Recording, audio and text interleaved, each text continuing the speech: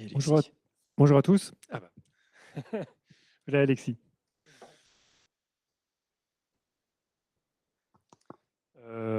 Bon, je commence pour me présenter. Vivien Guéant, je ne sais pas si vous m'entendez. Oui, ça fonctionne, ça va. Je travaillais à l'ARCEP. L'ARCEP, c'est quoi? C'est le régulateur des télécoms, mais aussi de la Poste.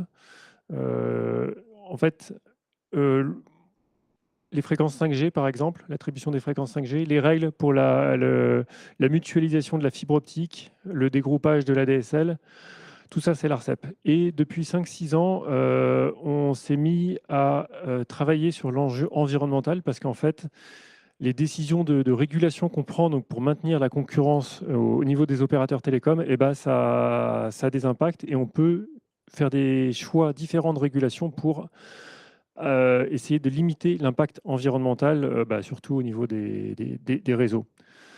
Et on a été chargé avec l'ADEME, l'ARCOM, de faire un référentiel général d'éco-conception des services numériques. Bonjour à tout le monde. Tac. Ok. Je m'appelle Alexis Perret, je travaille à l'ADEME. Donc je vais présenter très rapidement l'ADEME. Donc c'est l'Agence de la transition écologique. Ça existe depuis une trentaine d'années maintenant. Et donc ça a pour but de travailler sur les enjeux environnementaux, décarbonation, biodiversité, sur tout un tas de sujets, mobilité, bâtiments, production d'énergie, etc. Et au sein de cette institution, donc c'est un établissement public, on dépend de plusieurs ministères, il y a un service qui a été créé auquel j'appartiens qui s'appelle SONUM pour sobriété numérique l'année dernière et donc qui a pour objectif de travailler sur ces enjeux de sobriété numérique à travers 3 axes de travail. Donc dans un premier temps, on fait des études. Donc là, j'en ai mis en avant quelques-unes. Donc il y en a sur le lien entre les numériques et les métaux, sur la consommation des réseaux informatiques, des câbles sous-marins, sur l'impact environnemental des jeux vidéo. On essaye de faire des études pour mesurer et identifier des leviers pour réduire les impacts environnementaux sur un peu tous ces sujets. Il y a un programme sur lequel on travaille qui s'appelle Alt Impact, qui a pour but de sensibiliser l'ensemble des acteurs, que ce soit grand public, entreprises, collectivités territoriales, aux enjeux de l'impact environnemental du numérique. Donc ça passe par des formations, des sensibilisations, également par la constitution d'une base de données, parce que c'est pas facile de mesurer les impacts quand on n'a pas les données brutes de base pour pouvoir réaliser les ACV. Et il y a toute une partie également méthodologie qu'on appelle les RCP. Donc on va se baser sur la norme ISO ACV et on va dire, en partant de cette norme, comment est-ce qu'on fait par exemple pour mesurer les impacts d'un data center ou d'un fournisseur d'accès Internet ou d'un site web. Et également, on a un appel à projet qui s'appelle Econum, qui est doté de 50 millions d'euros et qui est destiné à financer l'innovation dans le domaine du numérique responsable. Voilà en résumé. Et donc, du coup, comme on l'a dit précédemment, on va s'atteler à la présentation du RGESN. Et j'aimerais bien savoir déjà, est-ce que tout le monde connaît le RGESN? Ou est-ce qu'il y a des personnes qui ne connaissent pas trop? Non? Pas trop? Ok. Donc, du coup, on a bien fait de garder une petite présentation générale au début. Donc, du coup, comme l'a dit Vivien, le RGESN, il a été créé par plusieurs acteurs, donc l'ARCEP, l'ARCOM, en collaboration avec d'autres acteurs, dont l'ADEME. C'est issu d'une loi qui s'appelle la loi REEN, donc pour réduire l'empreinte environnementale du numérique. Et parmi les articles qui ont été, qui ont été rédigés dans cette loi, il y en a un sur l'État demande à ce qu'il y ait un référentiel d'éco-conception des services numériques qui soit créé. Et donc du coup, il y a plusieurs versions qui ont été créées, mais la version finale, elle est sortie le 17 mai de cette année. Qu'est-ce qu'on demande dans le cadre du RGESN? Il y a plusieurs choses. Si on doit résumer, on va dire, les 4 grands objectifs du RGESN, il y a dans un premier temps de concevoir des services numériques qui soient plus durables, notamment en allongeant la durée de vie des terminaux. Ça a été très bien dit en introduction, ce qui a le plus d'impact, c'est à la fois, quand on divise le numérique en 3 parties, terminaux, réseau, data center, c'est les terminaux qui ont le plus d'impact. Et sur toute la durée de vie des produits, des équipements, des logiciels, c'est la phase fabrication qui a le plus d'impact. Donc, plus on réussit à allonger la durée de vie des terminaux, plus on réussit à réduire l'impact environnemental. Il y a promouvoir une démarche de sobriété face aux stratégies de captation de l'attention. Donc il y a des exigences sur ce sujet pour éviter que les services numériques soient dans comme je disais, des stratégies de captation de l'attention. On va avoir des murs de contenu, des vidéos qui se déclenchent automatiquement, ce genre de choses.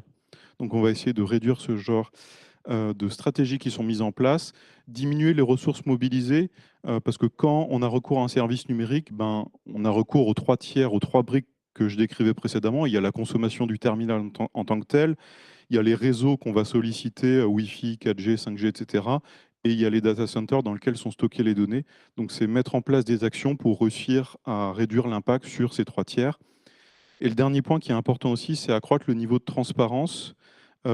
C'est laisser la possibilité à l'utilisateur de savoir ce qu'il consomme. Ça peut être, par exemple, avant de télécharger un fichier, il peut connaître le poids de ce fichier ou d'une vidéo, par exemple, ou les sites qui sont éco-conçus, qui suivent le RGESN, ils doivent mettre en place ce qu'on appelle une déclaration d'éco-conception, donc qui explique en quoi leur site web il est éco-conçu. Enfin, je dis site web, mais ça peut être n'importe quel service numérique. Oui, ça, je ne l'ai pas forcément précisé. Quand on dit service numérique, c'est entendu au sens large. Ça peut être autant des sites web, des logiciels, des API, des plateformes vidéo, etc. Donc le RGESN s'adresse à tous ces types de services. Petite dernière slide, c'est ça, avant de passer la parole à Vivien pour entrer un peu plus dans le détail. Donc, comment il se matérialise ce RGESN? Donc, c'est un document, un gros document PDF qui comprend différentes thématiques que vous voyez affichées ici. Et au sein de chaque thématique, il y a des fiches pratiques qui expliquent comment on met en œuvre l'action. C'est sous forme de questions. Est-ce que votre service il est hébergé chez un acteur qui respecte des principes environnementaux, par exemple, ce genre de choses. Et au sein de chaque fiche, il y a un niveau de priorisation pour donner une idée de est-ce que cette action elle va avoir un impact ou pas. Il y a un niveau de difficulté, il y a comment on va le mettre en œuvre, et il y a aussi des moyens de test et de contrôle. Comment est-ce qu'on va prouver qu'on a bien mis en place ce critère? Comme je le disais avant, il y a un modèle de déclaration d'éco-conception, donc qui est le document un peu charnière du RGESN, qui permet de montrer ce qu'on a mis en place sur notre service. Et il y a également une méthodologie qui est mise en place pour calculer son score d'avancement vis-à-vis du référentiel. Voilà pour la présentation et je vais redonner la parole à Vivien qui va vous expliquer un peu plus en détail ce qu'on peut retrouver dans le référentiel. Oui. Tout à l'heure, j'entendais dire qu'est-ce que je peux faire moi en tant que développeur. Et c'est vrai qu'il y a des parties du RGSN où ce n'est pas forcément les développeurs, mais c'est en amont ou après ça en aval, hein, les hébergeurs, tout ça qui sont concernés. Et donc, par exemple, la première question, donc à chaque fois, j'ai indiqué le numéro du critère où ça correspond dans le référentiel. Hein, je vais en faire quelques-uns. C'est le service est-il utile? Ça peut paraître bête comme ça, mais c'est vrai que c'est... Voilà. Donc, on essaye d'inviter à se poser des questions. Tout à l'heure, on a parlé des limites planétaires. Vous voyez que... On les a remis ici, les objectifs de développement durable. Voilà, se dire, est-ce que c'est vraiment nécessaire de faire ce service? C'est une question auquel se poser. Donc on l'a mis, même si je sais qu'il y en a beaucoup qui répondront, qui valideront ce critère. On demande après ça dans la déclaration d'éco-conception de justifier en fait. Voilà, pour ceux qui veulent rendre public en fait et qui affichent un score. Parce qu'aujourd'hui, il y a quelques services qui commencent à afficher un score d'éco-conception. Donc, on l'a déjà dit plusieurs fois, mais l'impact principal, c'est le matériel. Et donc, il faut essayer de limiter le renouvellement des terminaux. Et donc, pour limiter le renouvellement des terminaux, il faut que les services fonctionnent sur des anciens matériels. Et donc, on demande que ça puisse fonctionner sur un ordinateur qui a un microprocesseur âgé de 10 ans de mémoire, ou 7 ans. Je ne sais plus, on a fait plusieurs cas pratiques.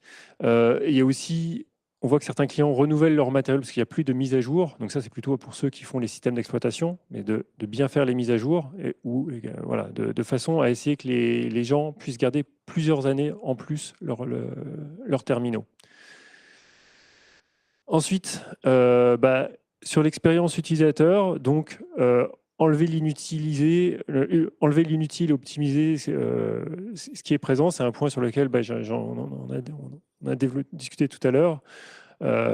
C'est important de se dire, est-ce qu'on peut limiter le nombre d'étapes? Est-ce qu'on peut limiter aussi le temps que la personne va être sur l'écran? Parce qu'en fait, si on arrive à faire une opération avec la personne, elle met 10 minutes de moins au global, en fait, peut-être qu'elle va, s'il n'y a pas d'effet rebond, c'est aussi un cas, peut-être que elle va éteindre son ordinateur et donc on aura économisé 10 minutes. Voilà, donc ça fait partie, voilà, il y a tout un ensemble de critères qui abordent ces points-là dans le référentiel.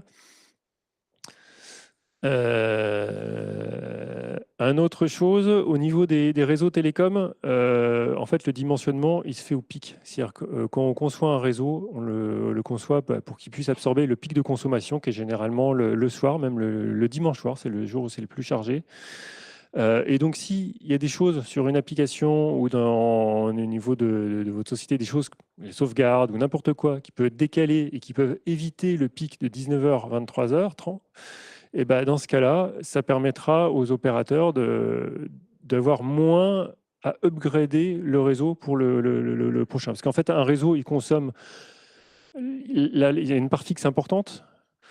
Donc, même si on se dit tout d'un coup, on arrête de consommer des données, il va consommer du courant parce que les équipements fonctionnent. Mais par contre, ce qui coûte cher, c'est niveau environnemental, c'est le fait d'upgrader le réseau, de rajouter des équipements. À Paris, quand on rajoute des antennes, c'est pas pour la couverture, parce que la couverture, ça fait très longtemps qu'elle est là, mais même en banlieue, hein, c'est pour la capacité. Voilà, c'est des antennes pour absorber plus d'utilisateurs, plus de trafic. Et donc, si on arrive à décaler le pic, certains usages, ça permettra de moins avoir à investir dans ces matériels, moins acheter de matériel pour upgrader le réseau. Il y a la même problématique au niveau de l'électricité, décalée au moment où l'électricité est moins carbonée. Voilà, il y a plusieurs aspects.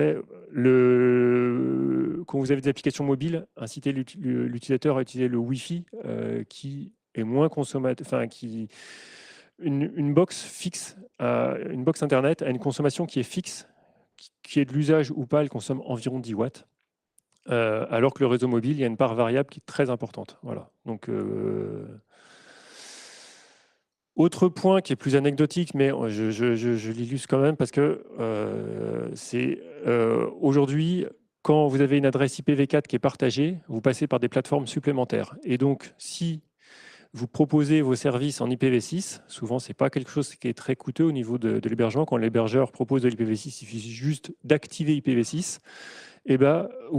Vous éviterez au fournisseur d'accès Internet d'upgrader sa plateforme de carrière grade NAT qui permet de partager une adresse IPv4 entre plusieurs clients. C'est pour ça qu'ils cherchent à avoir un pourcentage de trafic supérieur. Bon, c'est une petite part, hein. Ça c'est pour le coup, c'est pas un point important.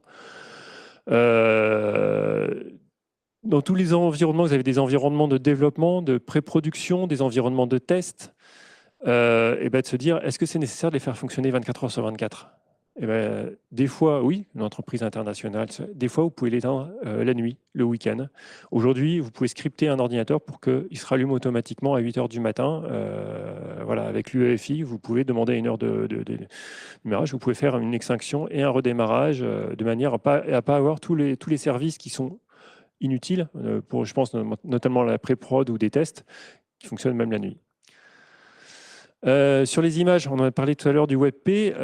Aujourd'hui, je vois qu'il y a encore beaucoup de sites internet qui sont avec du JPEG et du PNG. Le WebP ou la VIF permettent de faire des économies substantielles voilà, sur les formats classiques. J'ai indiqué ici le support des navigateurs. Donc aujourd'hui, tous les navigateurs depuis 2020 supportent WebP. À VIF, c'est encore trop tôt pour le mettre seul, c'est-à-dire qu'il faut un fallback. Vous pouvez définir une seconde image, c'est-à-dire mettre une image à vif et mettre du JPEG et du PNG pour que le navigateur, si jamais il ne gère pas ce format, il ira le chercher automatiquement. Même chose sur les vidéos. Il y a des codecs qui permettent d'être de plus en plus efficaces. Alors souvent, c'est utilisé pour de l'effet rebond, c'est-à-dire qu'on profite que le codec est plus efficace pour augmenter la définition de la vidéo. Mais donc, c'est un point important également, on en a parlé tout à l'heure, mais de ne pas envoyer dans des définitions qui sont inutiles. Clairement, sur un smartphone, le 720p, c'est largement suffisant. On voit qu'il y a beaucoup de gens qui n'arrivent pas à voir la différence lorsqu'on dépasse 720p sur un petit écran. En fait, c'est la taille de l'écran qui, au niveau de la définition. Et enfin, la meilleure vidéo, c'est celle qu'on n'a pas. Alors, le truc, ce qu'il ne faut pas faire, c'est mettre des vidéos décoratrices, enfin, qui servent juste à la place de mettre une image, mettre une vidéo. On voit que certains sites, même de grandes sociétés, ont des fois des vidéos en arrière-plan pour montrer des vidéos qui sont juste là. On pourrait mettre une photo, mais ils ont trouvé que le marketing a trouvé que c'était mieux avec une vidéo. Et enfin, sur les players vidéo, aujourd'hui, on a des fonctions. On peut détecter lorsque l'onglet est en arrière-plan. Par exemple, si vous écoutez de la musique, pour n'avoir que l'audio qui soit transmis. Et vous revenez sur l'onglet, paf, il rapatrie la vidéo automatiquement. Et vraiment, ça se voit quasiment pas. Malheureusement, aujourd'hui, c'est pas beaucoup mis en place. En tout cas, les grandes plateformes ne le proposent pas, alors que voilà, aujourd'hui, il y a des petits acteurs qui savent le faire. Donc, on voit que c'est possible. Et sur des grandes plateformes, il y a une grosse partie des vidéos en fait, qui sont écoutées et qui ne sont pas regardées parce que la personne, elle fait autre chose, elle fait du repassage, elle va aller sur son vélo à faire... elle écoute avec ses écouteurs. Enfin voilà, il y a plein de cas où en fait... et donc ça serait une bonne économie de ne pas transmettre de la vidéo lorsque la vidéo n'est pas regardée. Enfin, on a pas mal de critères sur l'hébergement. Alors, je sais que ce n'est pas au niveau des développeurs, mais vous pouvez choisir votre hébergeur. Il y a des hébergeurs qui sont très bons et d'autres qui ont du travail à faire, on va dire. Un indicateur important, c'est le PUE, la consommation d'électricité pour le refroidissement. Si vous avez un PUE de 2, c'est-à-dire que pour 100 watts d'IT, le data center va consommer 200 watts. Aujourd'hui, on arrive à des 1,2 watts avec très peu de climatisation, du refroidissement qui peut être adiabatique. Aujourd'hui, il y a des serveurs qui savent fonctionner sans problème en étant en allée froide à 40 degrés. Voilà. Les producteurs de serveurs ont fait des efforts, les différents acteurs ont fait des efforts, mais voilà, aujourd'hui, il y a encore donc, on a différents critères. On en a parlé tout à l'heure, la consommation d'électricité qui doit être décarbonée. Il y a aussi la gestion des équipements. Qu'est-ce qu'on fait est-ce qu'on prolonge la vie des serveurs en leur offrant une seconde vie une fois que le projet est terminé? Enfin, voilà. Et je repasse la parole à Alexis pour nous présenter. Oui, on voulait finir par un petit retour d'expérience. Alors, malheureusement, je n'ai pas travaillé moi-même sur ce retour d'expérience, donc je ne pourrais pas en dire beaucoup plus que ce qui est indiqué sur les slides, mais ça permet quand même de se rendre compte au moins du test du RGESN sur un service. Donc là, c'est un site web de l'ADEME. On a mis le lien si jamais vous voulez voir à quoi ça ressemble. Donc, quelle était la philosophie, quel était l'objectif? De manière générale, on souhaite mettre en application ce que nous, on prône au sein de l'ADEME. Donc, on a une politique pour essayer de diminuer l'empreinte environnementale de tous nos sites web petit à petit. Donc, il y en a déjà un certain nombre qui sont passés à travers le RGESN. Et ce qu'on voulait, c'était un site qui soit léger en termes de code, de visuel, de fonctionnalité, un peu ce qui a été dit précédemment avec les vidéos qui ne servent pas à grand-chose, les photos, etc. Qui soit accessible parce qu'il y a un autre référentiel qui s'applique aussi, qui s'appelle le RG2A pour l'accessibilité des sites web, qui lui est obligatoire, et la protection des données personnelles, qui était également un sujet important à travers le RGPD. Et ensuite, on voulait également un site qui soit utile, facile à entretenir et non intrusif. Alors, quelles sont les actions qui ont été mises en place? Donc, j'en ai mis quelques-unes ici. Il y en a beaucoup d'autres qui ont été déployées. On en parlait avant. Donc, il y a la partie terminaux clients. Donc, c'est le fait que ce site permet... Enfin, on peut utiliser ce site avec des terminaux d'ancienne génération de 5 ans et plus. Il y a une adaptation également de l'interface qui est faite selon selon l'équipement qui est utilisé pour aller sur le site web. Donc il y a le même travail qui a été fait sur les sites à travers les navigateurs. On a également mis en place un système qui permet de mesurer les fonctionnalités du site qui sont utilisées et de nous indiquer s'il y a des fonctionnalités qui ne sont pas très utilisées. Ensuite, on peut les mettre de côté, éventuellement les supprimer si on se rend compte qu'elles ne servent pas à grand-chose. Et on a également des éléments qui nous ont permis de mesurer et de limiter le poids de nos pages. Donc il y a à la fois la limitation du nombre de requêtes pour diminuer l'impact environnemental sur le réseau et la diminution du poids des pages pour le stockage des pages Internet. Et donc, il y a à la fois la partie technique, mais aussi la partie éditoriale. Le but, ça a été également de repenser le site d'un point de vue de son texte, de ses images, de voir d'un point de vue sobriété, est-ce qu'on a besoin d'écrire tout ce texte, de mettre toutes ces images, etc. Et au final, les équipes ont trouvé que ça permettait aussi cette réflexion d'aller un peu droit au but et de vraiment centraliser, enfin de réfléchir au message qu'on voulait vraiment passer à travers ce site. Et pour vous expliquer, là, c'est un peu merdé ici, mais en gros, c'était les critères qui sont non conformes, les critères qui sont conformes, et aussi dans le RGESN, étant donné que, et d'ailleurs c'est peut-être une des limites du RGESN, il s'adresse à tout type de service, il n'est pas forcément adapté à tous les services, mais justement, ça a été prévu, et on peut se définir comme étant non applicable sur certains critères si ce n'est pas adapté à ce qu'on souhaite faire. Donc actuellement, comme je disais au début, il y a une méthode qui permet de calculer le score d'avancement. Donc sur ce site, on en est à 59%. Mais le but, c'est pas de s'arrêter là. Comme je le disais, on a des outils qui permettent de voir les fonctionnalités, ce qui marche pas, etc.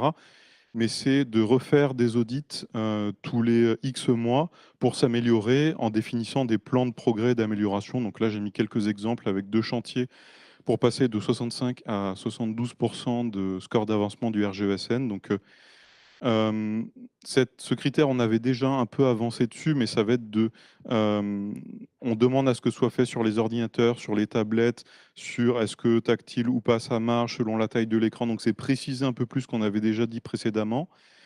Toujours continuer à réussir à limiter de plus en plus le poids des pages et des requêtes par écran. Communiquer sur les impacts environnementaux des différentes fonctionnalités, c'est ce que j'avais dit à un moment, c'est si vous voulez voir cette vidéo, ça va être tant de kilos, de grammes de CO2, si vous voulez télécharger de ce fichier, c'est tant, etc. Et ensuite, pour le chantier 2, ça va être de compresser un certain nombre de fichiers, de faire de la compression de bout en bout sur le réseau, de prévalider certains formulaires, par exemple. Donc voilà quelques exemples de choses qui vont être mises en place prochainement sur ce site. Et on termine avec une dernière slide. Donc on vous a parlé du RGESN, mais donc ça c'est pour le télécharger, parce que c'est toi qui présente cette slide. Donc ça voilà, si vous téléchargez le RGESN, c'est ici. Et également, si vous avez des questions ou envie de me faire part de vos remarques, il y a une adresse qui permet d'envoyer ces différents commentaires et remarques. Merci beaucoup pour votre attention.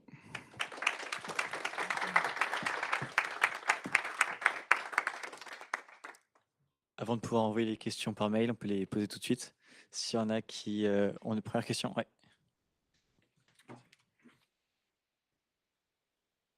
Merci beaucoup pour la présentation. Tous ces organismes, est-ce qu'ils sont sécurisés dans le temps? Est-ce qu'ils sont dépendants un peu des décisions politiques ou de l'orientation politique qui peut changer tous les 4 ans, par exemple? Moi, je parlerai au nom de l'ADEME. Après, je te laisserai répondre au nom de l'ARCEP. Oui, on est forcément dépendant parce qu'une partie on est audité par la Cour des comptes. Il y a une partie, la définition des équivalents temps plein qu'on a chez nous, ça dépend de projets de loi de finances, etc. Et donc, ouais, on est dépendant. Après, il y a quand même des limites à ça. Il y a des projets. Nous, par exemple, notre projet, il est engagé sur 3 ans. Donc, on sait qu'on a notre budget qui est sécurisé sur 3 ans. Et il y a des projets, des fois, qui sont sur des très longues périodes. Donc, je dirais que oui, on est quand même dépendant du politique, mais il y a quand même un certain nombre de choses qui sont ancrées et qui ne pourront pas changer facilement. Et alors, du côté de l'ARCEP et de l'ARCOM, on est des autorités indépendantes, donc on est moins sensible voilà, au niveau du gouvernement, parce qu'on voilà, on est plus indépendant. Voilà.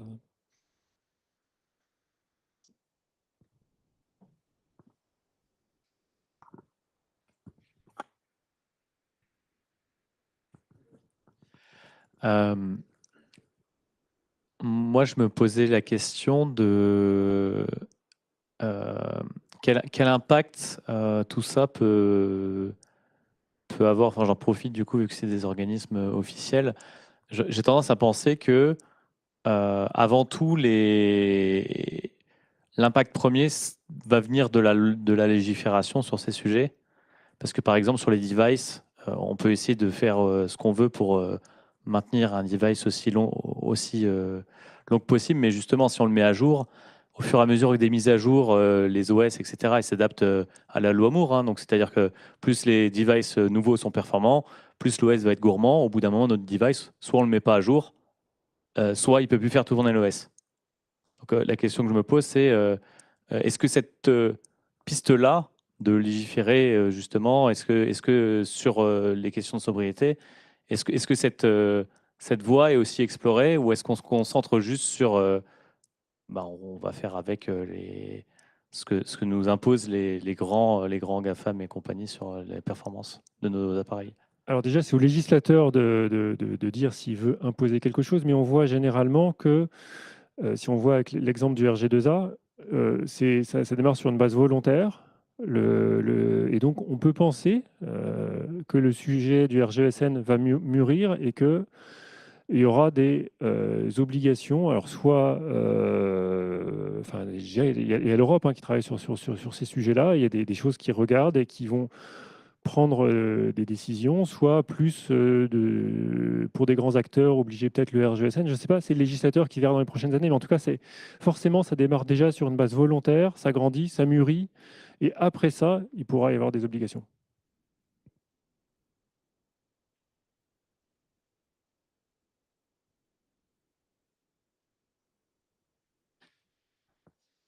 Tout à l'heure, vous avez parlé de mettre une note à des sites, il me semble, ce qui est une très bonne initiative, mais je me demandais, est-ce que ça va suffire à dissuader les utilisateurs d'aller sur un certain site? Peut-être ceux qui ont une conscience, mais je ne sais pas. Est-ce que ça va vraiment avoir un impact, ou est-ce qu'il y a déjà eu des tests, ou est-ce que c'est un peu un pari?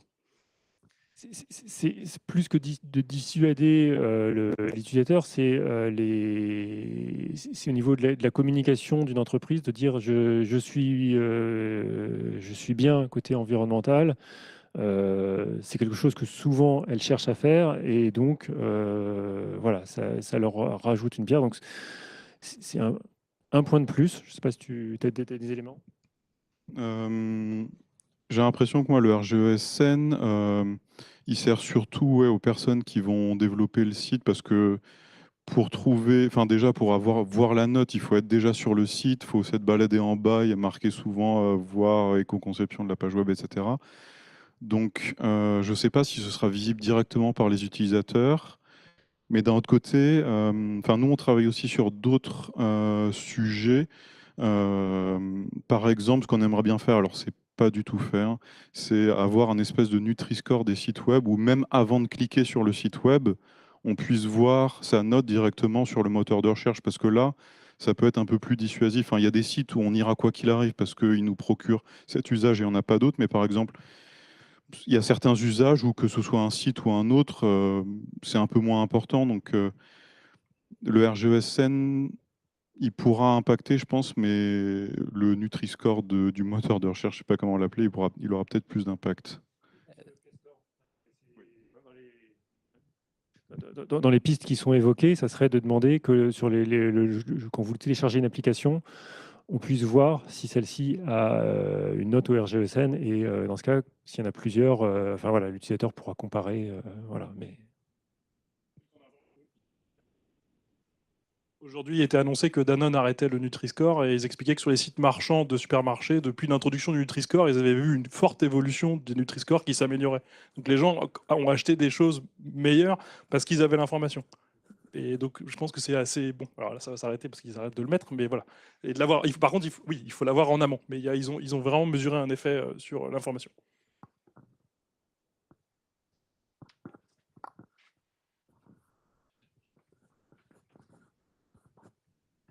Merci de votre présentation, tout d'abord. Est-ce que vous avez une visibilité des perspectives dans les années à venir de l'impact écologique du numérique? Je veux dire, ma question, c'est et à quel horizon vous l'avez? Et ma question, c'est est-ce que c'est linéaire? Est-ce que c'est exponentiel? Est-ce que vous voyez des asymptotes arriver? Peut-être par les matériaux, voilà. Comment vous voyez cet impact à l'avenir? C'est une bonne question. On a sorti, oui, effectivement, un rapport qui s'appelle le rapport ADEME-ARCEP, qui est en plusieurs volets. Le dernier volet est sorti l'année dernière. Et ce dernier volet, justement, il a pour objectif de définir, enfin essayer d'estimer quel va être l'impact du numérique en France à horizon 2030 et 2050, en suivant plusieurs scénarios. Il y a un scénario tendanciel. J'avoue que j'ai plus les chiffres en tête, mais je crois en tendanciel, on fait x3. Tu me corriges, Vivien, si tu as les chiffres en tête, mais je crois que c'est ça. Et ensuite, parce qu'il y a plusieurs choix de société possibles, on a fait 4 scénarios. Un scénario où la société va vers la sobriété, un où on va vers la sobriété et l'efficacité énergétique, un mélange des deux. Un autre scénario où on met en place des technologies vertes, on est plus IT for Green. Et un dernier scénario qui s'appelle Paris réparateur, où on mise tout sur la technologie, sur les puits carbone artificiel, etc. Et on essaye de réduire les impacts de cette façon.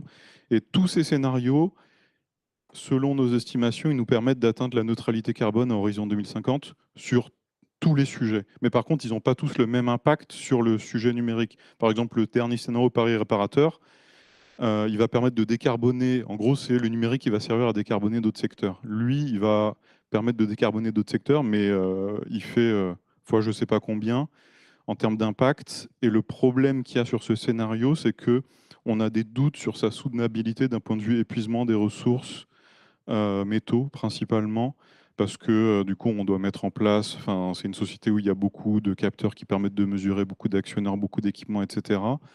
Et à contrario des scénarios plutôt sobriété, efficacité, où là, on a l'impression que techniquement, c'est plus facile de les mettre en place, mais par contre, en termes d'acceptabilité sociale, le fait de renoncer collectivement à certains usages, ce sera un peu plus compliqué. Donc, j'ai fait un petit résumé très rapide de ce rapport, mais il y a une synthèse qui est vraiment super que je vous invite à lire. Merci.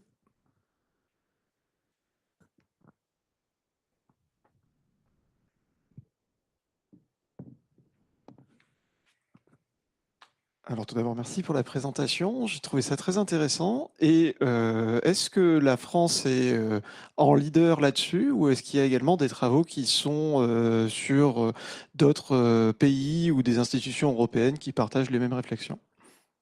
Si tu veux, je peux faire un bout de réponse et je te laisse. C'est pas facile, c'est une bonne question, c'est pas facile de mesurer parce que c'est un peu, on peut pas trop savoir, mais moi j'ai l'impression que la France est plutôt en avance sur ces sujets. Par exemple, on a une action au sein de l'ADEME, c'est essayer de lister tous les outils qui permettent de mesurer l'impact environnemental d'un site web. Et il y en a une très grosse partie qui sont français, même quand on essaie de lister tous ceux qui existent dans le monde. Le RGESN, c'est, à ma connaissance, je ne connais pas d'autres pays qui ont mis en place ce référentiel et on pousse pour que ce soit adopté à une échelle plus large dans la réglementation, etc. Qu'est-ce que je peux dire d'autre sur ces sujets? Enfin, je te laisse prendre la suite si tu veux. Non, c'est ça. Enfin, au niveau européen, parce que l'ARCEP échange pas mal avec ses homologues au niveau européen et on est vraiment les pionniers à ce niveau-là. Et c'est vrai qu'on essaye d'avoir une portée plus internationale avec des normalisations, des choses qui vont de porter ces sujets-là. Et sur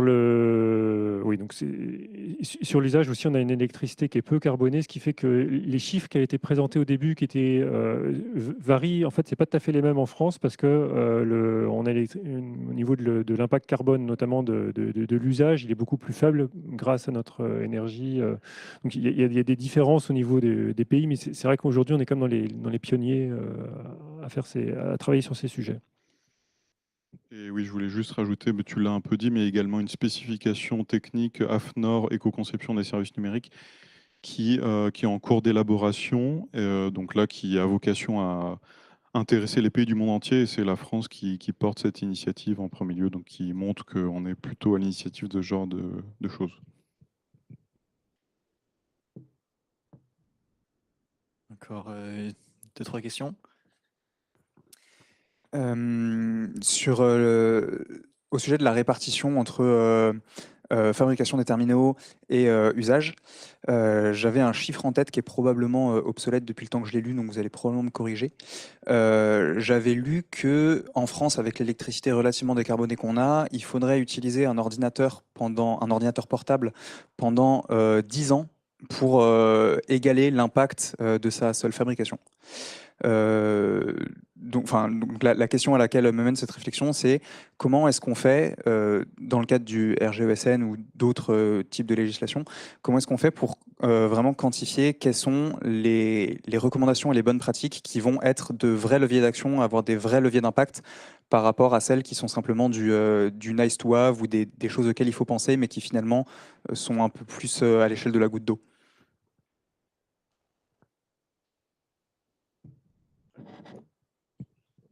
Je commande juste sur un petit bout. En fait, faut pas voir aussi, par exemple, donc la partie fabrication effectivement compte pour les 3/4 en France, hein, d'après de mémoire la répartition qu'on a.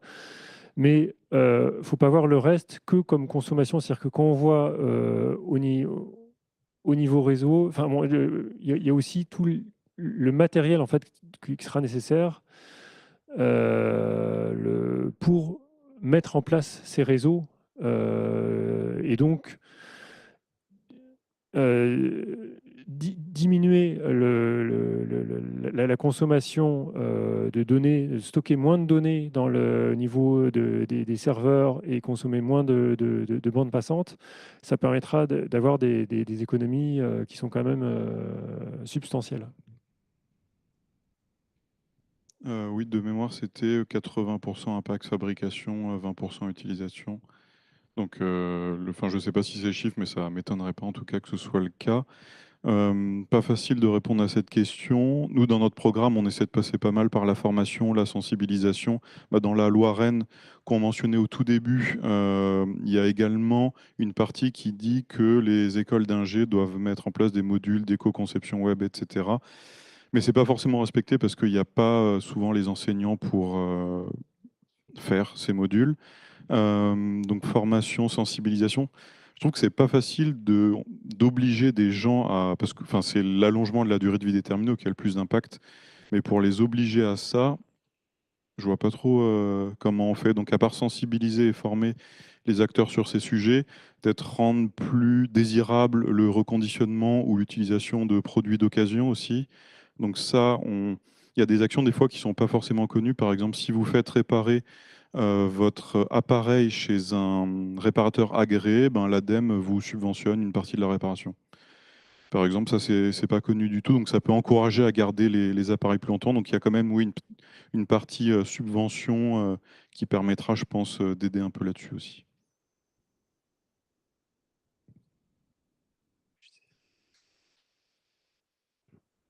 Merci pour la présentation et pour les réponses déjà fournies. Moi, j'avais une question par rapport à la manière dont vous essayez de calculer. Enfin, on parle beaucoup du coup d'impact plutôt négatif du numérique. Après, il y a les impacts parfois, la production qui est sauvée par, on va dire entre guillemets, par un service numérique. Comment on arrive à contrebalancer ça? J'ai des exemples en tête où je vois bien où potentiellement, par exemple, un Blablacar va permettre, grâce à une application, de faire du covoiturage et donc d'économiser de l'énergie dans une voiture en rationalisant le trajet. Par contre, typiquement, là, on voit une forte dynamique de passage au numérique sur tout ce qui est paiement. En soi, payer avec des billets, ça demande d'imprimer des billets, etc. Mais on ne se rend pas bien compte parfois, justement, il y a une notion de sécurisation des paiements qui est peut-être très importante, qui demande beaucoup de données. À quel point vous travaillez là-dessus? Est-ce que vous avez un peu des ordres de grandeur aussi à donner sur ce sujet? C'est vrai que jusqu'à présent, je parle pour l'ADEME, on a plutôt travaillé sur l'impact environnemental du numérique, mais on a lancé il y a quelque temps une étude justement IT for Green pour mesurer sur quelques cas d'usage si on mesure les aspects positifs et négatifs, de quel côté penche la balance. Et il y a le covoiturage, il y a le télétravail, il y a les thermostats connectés. Il y a une dizaine de cas d'usage comme ça. Après, l'étude elle va durer quasiment 2 ans. Donc du coup, je pourrais peut-être revenir dans 2 ans pour vous en parler. Mais c'est pas facile de répondre à cette question. Il y a quelques études qui sortent sur des sujets, mais vraiment très précis. Il y en a une, par exemple, sur le télétravail qui était sortie il y a quelques années. Et c'était intéressant. En fait, c'est compliqué. Ça dépend de plein de paramètres. Ça dépend si on est dans un centre urbain ou si on est en gros à la campagne. C'est-à-dire si on prend les transports en commun ou la voiture, ça va changer beaucoup l'impact. Il y a également, s'il y a un jour de fermeture obligatoire, si on dit tout le monde peut faire le télétravail, mais quand il veut, au final, ça ne va pas avoir beaucoup d'impact. Ce qui va permettre de réduire les impacts, c'est dire bah, le vendredi, on ferme, parce que du coup, on va pouvoir couper le chauffage, la clim, l'éclairage, tous ces trucs-là. Alors que ça doit rester allumé quand les gens sont juste disséminés dans les bureaux et que ce n'est pas totalement fermé. Et au final, bah, sur le télétravail, quand c'est télétravail sans jour de fermeture obligatoire, ben, l'effet rebond du logement, parce qu'on va consommer plus dans le logement avec le chauffage, l'éclairage et tout ça, il va être compensé par les quand même quelques gains qu'on va faire en termes de transport, il y aura quand même un peu moins de consommation sur le bâtiment. Donc là, de ce que j'en sais, ça s'équilibre par exemple sur ce sujet. Merci. Et dernière question. Merci pour la présentation. En janvier, j'avais eu l'occasion avec quelques-uns de Théodo de lire pas mal de critères du RGESN. Il y avait notamment pas mal de critères qui avaient trait à l'usage de librairies, essayer de un peu réduire la taille de son site web. C'était un des axes qui était présenté à travers le tree checking, la minification du JS notamment. J'ai cru voir que donc, ça n'avait pas changé, mais j'ai vu l'ajout d'une partie algorithmie, je crois aussi. Et ma question, c'est est-ce que dans cette nouvelle version, que j'ai pas encore eu l'occasion de lire, donc peut-être vous pouvez nous en parler un peu plus, il y a une notion un peu de sobriété technique, on va dire, si on peut appeler ça comme ça, du côté des développeurs, et est-ce que c'est quelque chose qui a creusé aussi? Oui. Donc il y a plusieurs questions qui sont justement, enfin, comme la première question que j'avais évoquée, de dire bah, est-ce que le service est utile? Et après ça, il y a plusieurs points où on essaye aussi il y a plusieurs aspects sur l'économie de l'attention. Alors c'est vrai qu'il y a certains nous ont reproché en disant l'économie de l'attention, c'est pas directement lié à l'économie, mais en fait, si on incite des personnes, je pense que vous en voyez dans votre entourage, des personnes qui sont en permanence attirées à regarder des vidéos short rapides et à zapper dans des murs infinis ou des pages qui ne se terminent pas, tout ça, bah, c'est des critères. Voilà, les pages, elles doivent être terminées. Enfin, ouais, il y a plusieurs critères là-dessus pour essayer de... Donc, il y a des sujets techniques, mais il y a aussi quelques sujets voilà, pour essayer d'être plus sobre.